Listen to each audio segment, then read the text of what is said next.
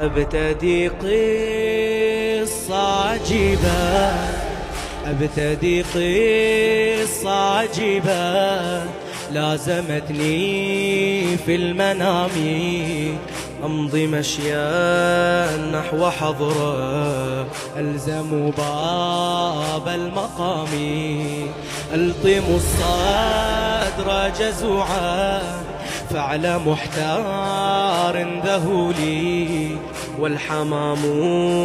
حولي تطفو شأنك الزهر الذبولي، يمر